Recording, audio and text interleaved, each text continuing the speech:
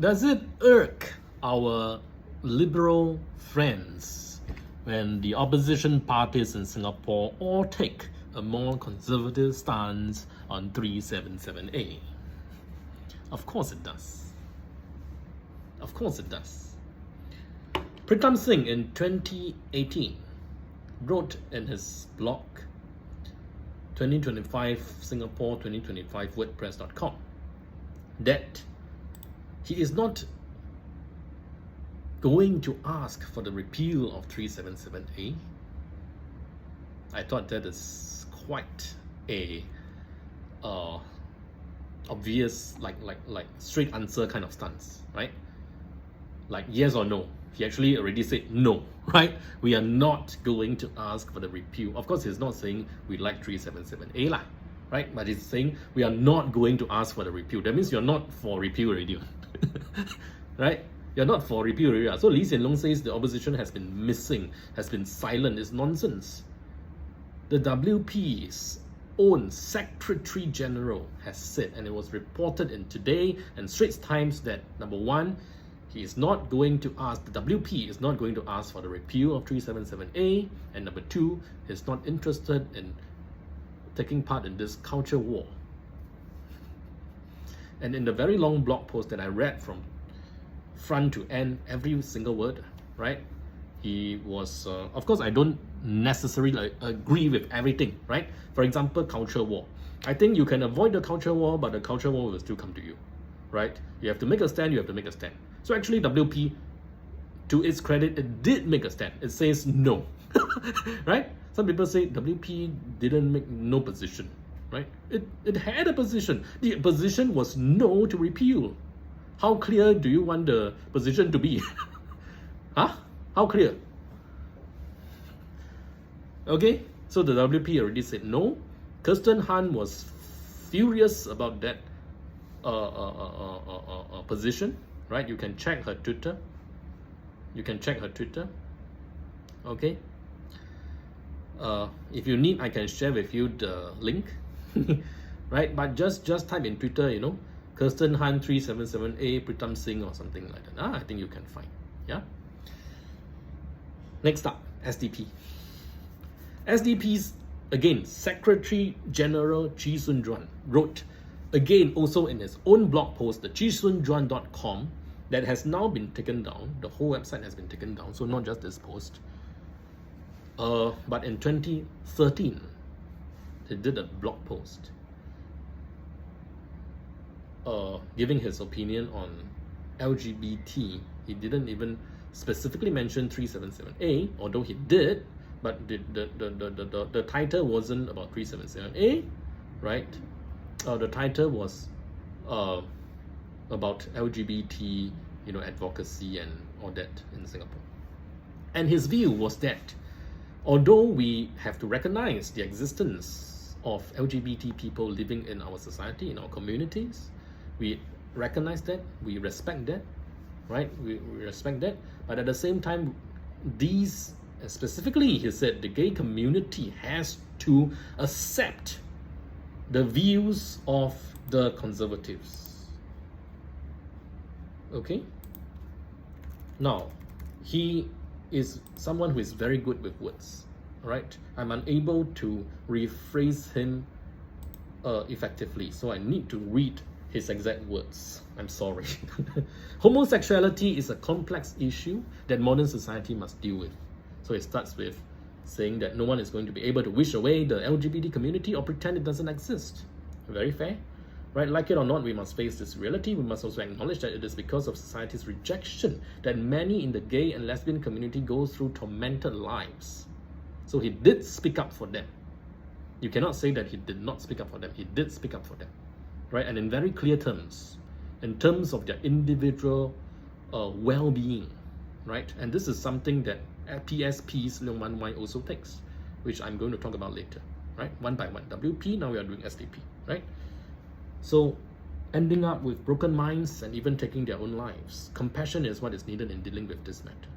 And that is a very conservative stance. You may think it is very liberal, it's very, you know, but I'm going to tell you why it is conservative, right? Because Leong Man Wai, who is very conservative, shares the same views. In fact, I don't necessarily share that view, right? I think that yes, they need compassion, but they also need to fight for themselves, right? It cannot be blaming everyone for everything, right? Because I'm more Andrew Tate. I'm neither liberal leftist nor am I right-wing conservative. I am more Andrew Tate. So Andrew Tate, I believe strictly and religiously in individual power to change things. Not according to the doctrine of some right-wing conservatism, neither the mandates of the left, right? You are an individual and you should be given that freedom.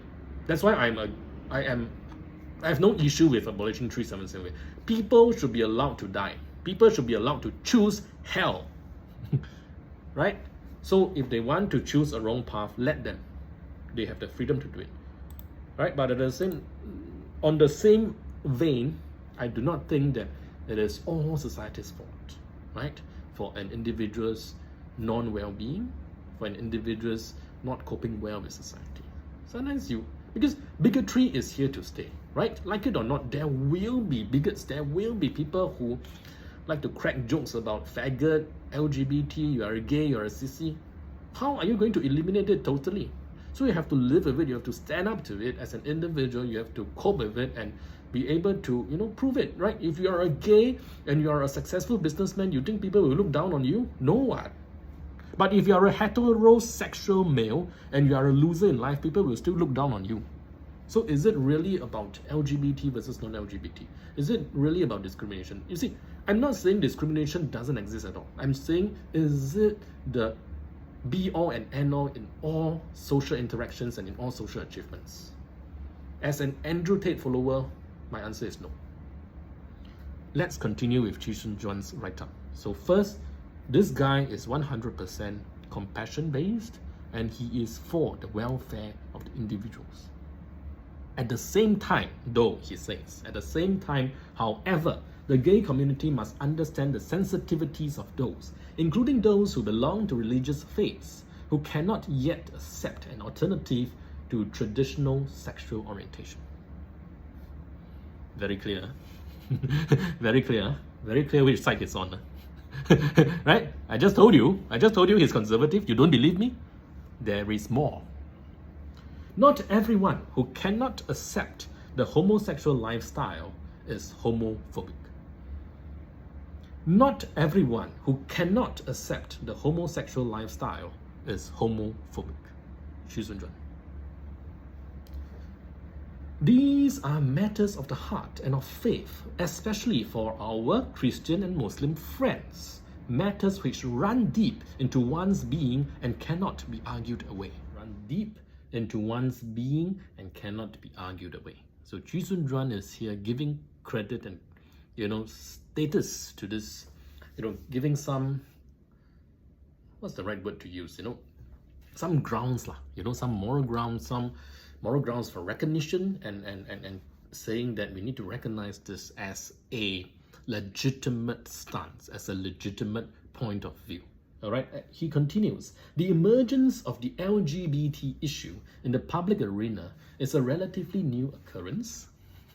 This is 2013, it's a relatively new occurrence, and like all things novel, there will be conflict in views which will require prayer and spiritual study. To simply label views steeped in religious teachings as misinformed is to widen the chasm of misunderstanding. The gay community must also realize that the law is only one aspect of the controversy. Even if Section 377A of the Penal Code is repealed, there is still the outstanding and I suspect the predominant issue of acceptance of homosexuality by society at large. Parents are often afraid to accept their children's homosexuality, not simply because of the fear of the law. No, the problem is more complex and will require more than the political solution of abolishing Section 377A. Chee Soon Juan. What a beautifully written, well thought out, well-intentioned piece that is. Both fair, right, to the LGBT in terms of I care for your welfare as individuals, as your rights, your freedom, but at the same time also the rights of religious freedom, right? The rights of this religious people or people guided by faith to have the thinking that they have, not necessarily bigoted or outdated or archaic, but steeped in a kind of faith that is worthy of being respected as well, right? And at the same time, ending off with this line that says, no, 377A is not the only problem. And isn't that what Pink Dot has been blabbering about also, right? They have been talking about for the longest time what? Oh, even if we abolish 377A, it's not the end of the journey, right? It's not the end of the process of, you know, whether it's legitimizing or giving more space and more recognition to this, you know, sexual minorities, so-called, right? Which I think the sensible person, especially, you know, the modern conservative, liberal, libertarian, all agree with that. There is no, you see, they like to label people on the conservative side as bigots, as people who are, you know, very ill-intentioned, very unacceptive of all these things, but actually we are not one. You look at Chee Soon-Juan here, whom I consider with this write-out as a whole as being a conservative. He is a Christian. Firstly, he's a Christian. He's guided by his faith, definitely. And in his party, especially in 2030, his party is, you know, there's definitely a lot of Muslim leaders in his party. And even until now, there's a lot of Muslim members in the SDP. You can look at their Facebook posts on their house visits and walkabouts. So, you see, and it doesn't mean that when people are not accepting of a homosexual lifestyle or homosexual LGBT culture, it doesn't mean that they are bad people. It doesn't mean, number one, that they are not liberal in other ways. And number two, you know, even if they are conservative, it doesn't mean they are bad people. It doesn't mean they don't care, firstly, of the equality of men, right? Because we do care for the welfare of everyone, including LGBT minorities. The only problem we have is not one of equality. It's one of accepting that there can be disagreement. And this is not, again, steeped in bigotry as the left likes to paint it. Right? This is you know, because I don't disagree that there may be people who are really so bigoted and just hateful, right, against LGBT or whatever. I don't discount that, right? And these people, maybe they tend to be louder because, you know, they are more extreme and of course they pose the greatest threat to the LGBT community, so they are going to be in the limelight, right? But it doesn't mean that it is fair to paint every conservative or every person that doesn't agree with the left's way of pushing the LGBT agenda as a bad person. So Chee Soon-Juan said it very, very well, and I think this guy needs to be commended for it. And it also, at the same time, all right, confirms my point, ladies and gentlemen, that the opposition in Singapore are largely conservative. Whether it is the Workers' Party, right, that made sure to say that they don't want a culture war, they don't want to take part in the culture war, right? And in this latest statement, the WP also specifically said that, you know, religious feelings are to be recognized as well, just as the rights of individuals are to be. So, to me, WP is very conservative one. Actually, it is in the middle, but based on the left's definition and posturing of this whole thing, we become conservative. WP is conservative, SDP, and later I'm going to talk about PSP. All right, and most people will think, wow, that one must be far right lah. Huh? Always whole time, Leong Man Wai talking about what Singaporean thing, foreigner, keep questioning foreigner here and there, Sika, this and that, right? Well, that one must be far right. You might be surprised. You might be surprised. All right, there is no far right party in Singapore. There are only moderate, conservative, well-intentioned, well-thinking parties in Singapore. And I am so blessed, so grateful that they are the majority of the opposition force in Singapore. The PAP, on the other hand, in my view, is the leftist one, is the socialist fascist one that is trying to push, control, mandates, and non-freedom to Singapore and Singaporeans. The opposition is the one that is on the right, whether you like it or not. We are the ones that is, you know, on the right, on the conservative side, And if you don't like that word, let's just say we are pro-liberty and pro-freedom. Full stop. Okay. SDP, although Chee Soon-juan has written this very pro-religion piece, but at the same time, John Tan, another senior member in the SDP, has also professed quite pro-LGBT views into the media, right? It did in 2008, right? Told the media that the SDP is for individual rights, and when probed on his views on 377A. So we can take it to mean that he's actually pro-repeal, right? So Chee Soon-juan's piece, although also, although seems to contradict in a sense that he is talking about religion, but nowhere in this entire essay did he say, I am pro or against repeal. And from the language of it, it seems he is actually more pro-repeal. I repeat, he's actually more pro-repeal because in the whole thing, although he did bring in this religious viewpoint thing that needs to be respected, he ended off with saying, oh, just repealing 377A is not enough. It's more of the societal acceptance. That is already very pink dot, right? Yeah, but on the whole, as I said, I still consider him conservative because he is not pushing LGBT advocacy agenda, right? In fact, he is reminding them, right, that there are, to understand the sensitivities of those who hold faiths and to not see everyone who doesn't accept this alternative lifestyle as homophobic. So in that sense, he is conservative. But whether is he pro-repeal 377A? He is, right? But doesn't mean he is liberal. I am also pro-repealing 377A. That doesn't mean I am leftist, liberal, and on the side of Pink Dot and other further LGBT advocacy. You see, so there's one thing at a time, right? You are this doesn't mean you are that. These are two separate things. So WP has made it a point to say that no, they are not asking for a repeal. It has been well reported in the media. SDP, on the other hand, although they only stop short of saying we want a repeal, but from the language that they use, they are okay with a repeal. Lastly, PSP. Okay, we are getting into the 20th minute of this talk on 377A, right?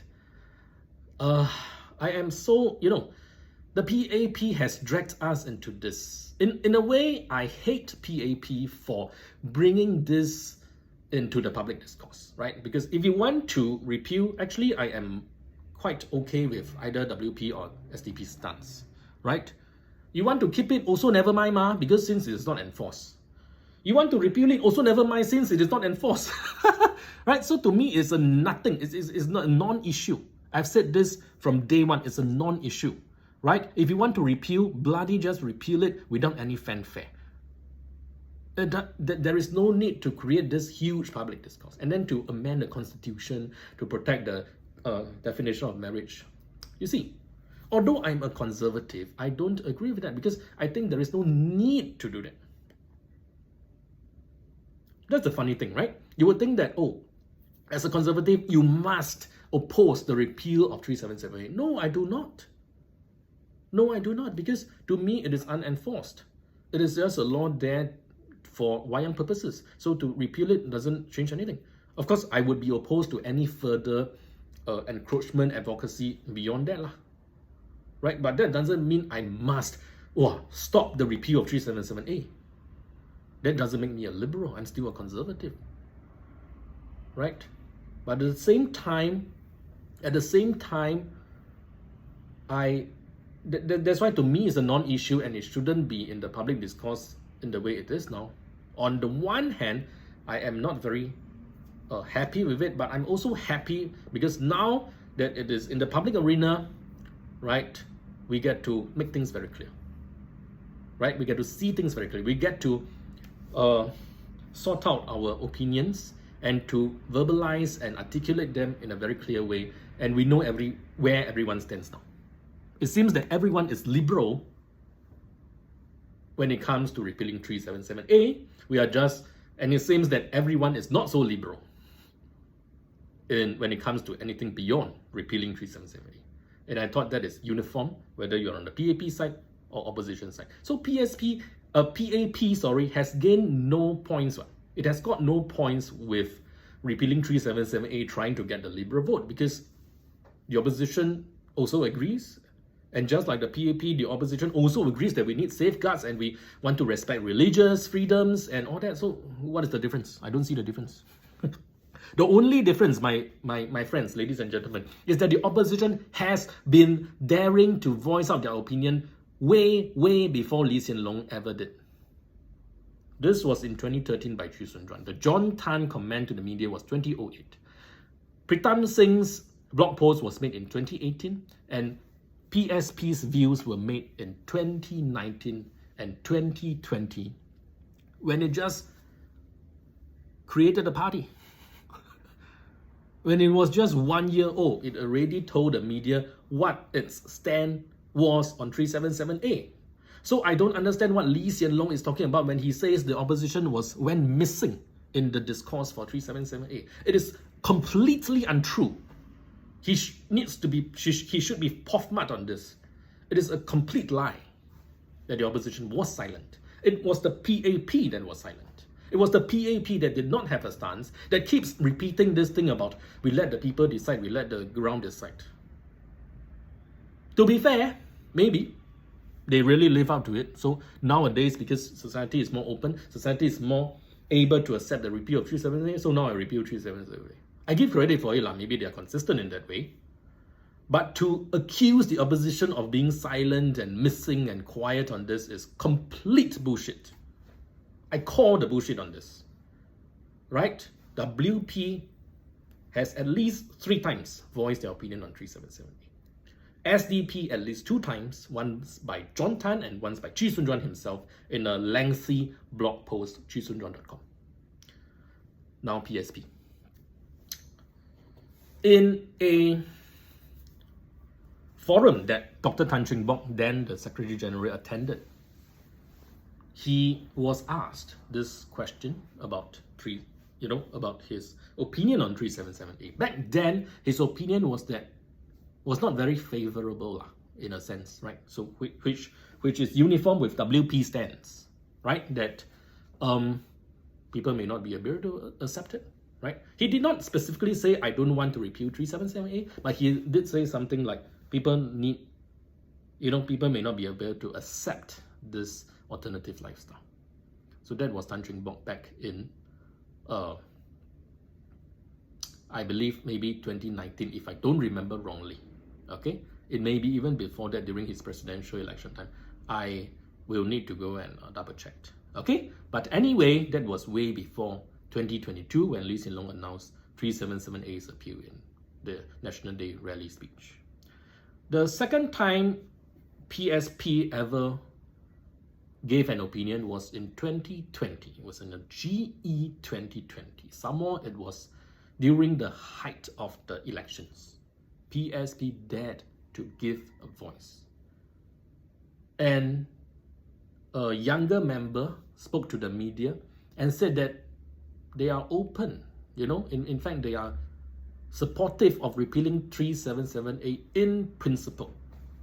In principle. So we support repeal of 377. This one is clear cut. So before that, it was, although not in very clear words, don't really support repeal, but in 2020 there was a change, right? And I dare say among these 3 parties, it was the first to have such a clear stance on 377A. I am pro repeal, right? Of course, it adds the words in principle, right? So it doesn't mean I necessarily must support repeal, but in principle, in terms of ideology, moral, I support the repeal. That is also reported in the mainstream media. So, surprise, surprise, right? PSP, you thought is the, Tan Cheng Bock was so bloody conservative, right? Liang Man-wai is so conservative, and then suddenly you have someone telling the media, and it is definitely approved by party, right? I don't think it is this young member himself has this. I think it was representative of party view, right?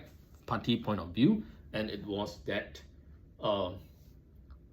they agree with the abolition of 377A in principle. Although later on in Parliament, recently, Hazel Phua, the NCMP for PSP, was asked by Shanmugam, was challenged by Shanmugam, what is your stance on 377A? And Hazel's response was, no, there is no consensus yet within the party. I do not fault PSP for it. There is no contradiction here, right? You agree with principle doesn't mean, as I say, you have a very clear stand, must repeal.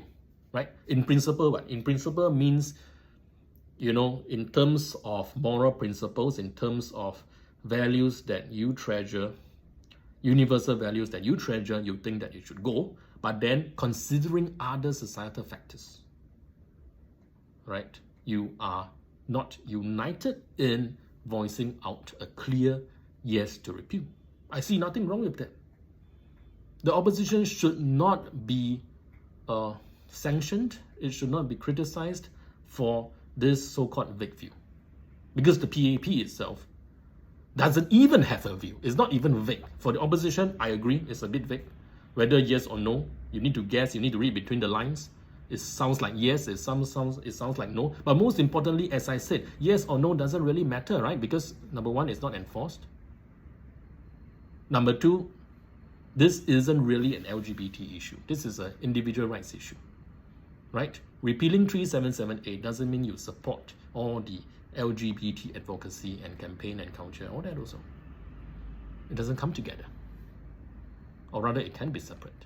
So for the PAP to lump it together and to force you, to somehow make it seem that they are the same and then to force you to make a stand is very, very disingenuous. It's basically trying to purposely want the opposition to make a mistake of saying, wow, I am very pro. And then the whole Singapore thinks that, wow, this, whatever party it is very pro-LGBT. Kenneth Jeyaretnam of the Reform Party was also very, very, very, okay, that one is outright pro-repeal. Outright say that, since very long time ago, outright say that this law should go. Does it mean Reform Party is now super damn bloody pro-LGBT? No one. Nobody sees it that way. Right? So it proves my point. There is a distinction. There is a distinction. You are pro-individual rights. Doesn't mean you are pro the, further LGBT advocacy. So that will be my stance as well. Right? So I've covered WP stance. I've covered SDP. I've covered PSP. Right? Tomorrow in Parliament, the 377A's repeal will be debated, and we will get to see how it is done, how PAP presents its case. Oh yeah, and just one last thing to wrap it up. All right. Number one, I am against making this repeal of 377A into such a big fanfare with such a big discussion as if it's something so bloody damn big and so bloody, have a very big effect. No one. It's not enforced in the first place. So to me, it was a non-issue. You're making a non-issue into a very bombastic issue.